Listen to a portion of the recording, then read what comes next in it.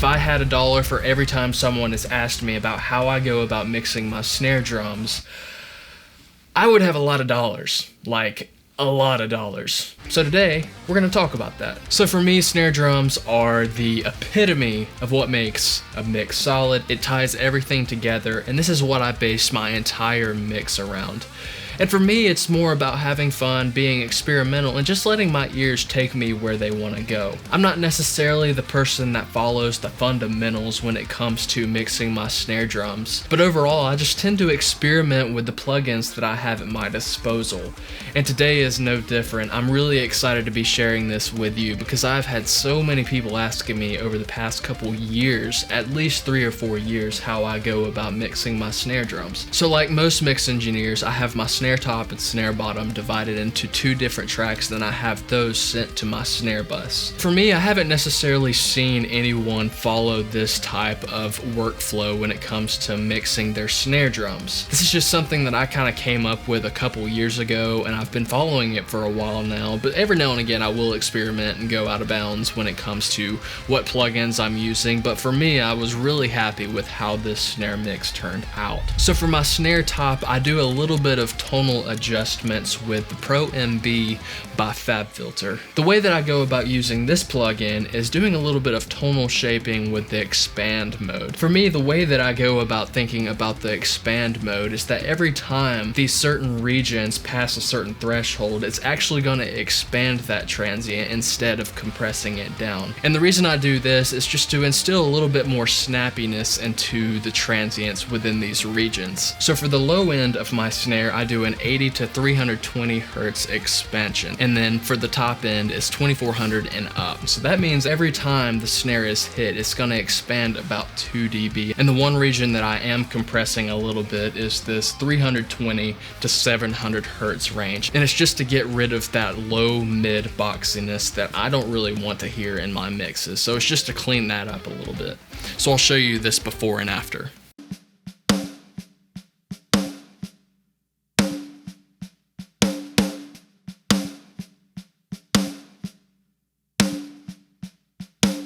So after my snare top, I move on to my snare bottom. And generally the one thing that I really like doing is actually accentuating a little bit of the attack but minimizing some of the sustain. So for this snare in particular, I found that the snare bottom just had a little bit too much sustain, and within the context of the mix, I was just hearing a little bit too much of the sizzle of the snare bottom. So I accentuated the attack and pulled back on the sustain. That just allowed for it to blend in with the snare top a little bit better.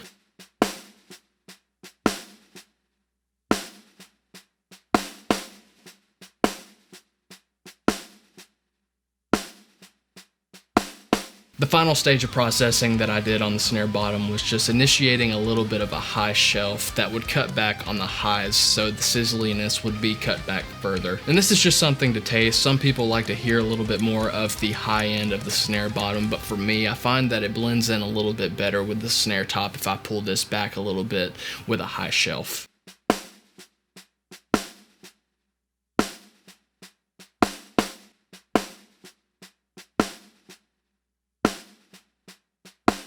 So after processing my snare bottom, I move on to my snare bus. So usually the first thing that I do on my snare bus is do a little bit of tonal shaping. And generally when I'm doing any tonal shaping on my snare bus, I really like to use the Pwigtech MEQ 5x Waves. I just find that this plugin has a really great sound to it. And generally the 2 regions that I boost with this EQ is the 200 and 2K range. The 200 for giving it a little bit more low end snap, and the 2K giving it a little bit of that high mid snap.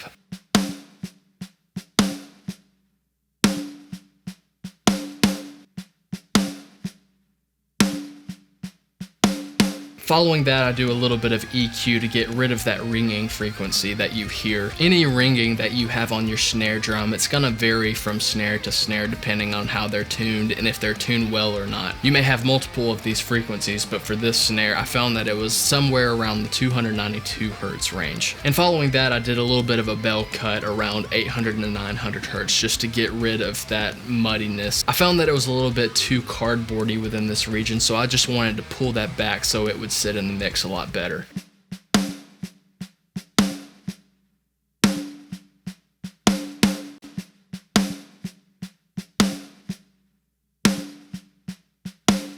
So the following plugin that I really like to use with my snares is the BX Digital V3 Mix by Brainworks. I use it primarily for these bass and presence shifts. I find that it balances out some of the lows and highs for me, so the reason I like using the bass and presence shifts is that it accentuates the desirable regions while cutting back on some of the regions that you might not find desirable in your mixes. I'm not exactly sure what it's cutting and what it's boosting, but what I do know is when I play around with it and I have a little bit of fun, I do get to a place where it just allows for it to be a little bit more ear friendly.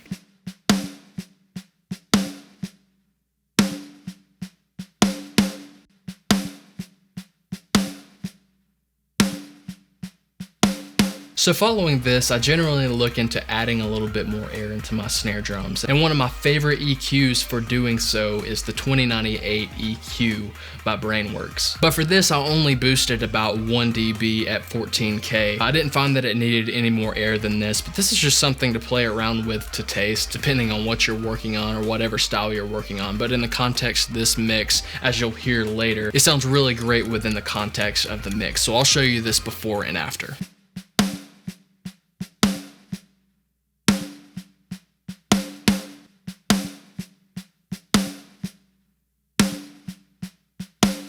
So the final stage of processing that I incorporate with my snare mix, actually technically 3 stages of processing with Slate Digital's virtual mix rack. So in this instance, the virtual mix rack, I have the FG Bomber, the FG2A, which emulates the classic LA2A, as well as their Hollywood plugin, which emulates tube saturation. So the FG Bomber is used to bring a little bit more smack to my snare drum. So with the FG Bomber, I have it at 10% intensity, which means that 10% of it is wet. And generally I don't want to push it any farther than that because it can get super fatiguing super fast. And for the tone, I have the selection on fat, which I find maintains a lot of that low end and actually instills a little bit more low into my snare drum, which I really like personally.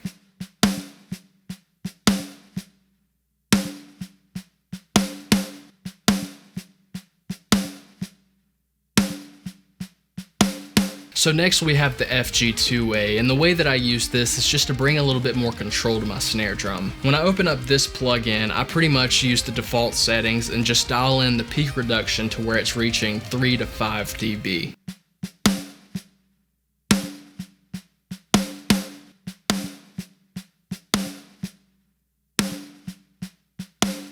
So the next and the final plugin that I use with my snare drum is this Hollywood Saturation Tube plugin. For this, I have a favorite preset that I like to use on my snare drums. If you select the presets, you can find it right here. So the way that I go about using this preset is actually dialing in the saturation knob to where it's taming the transient accentuation from the FG Bomber and the FG2A, as well as pulling back the output so that it sits in the mix a little bit better.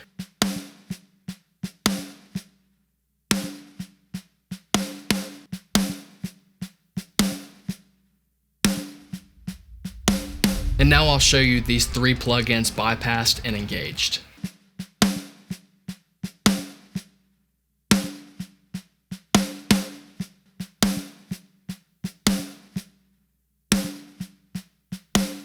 And finally, this is what the snare drum sounded like before and after.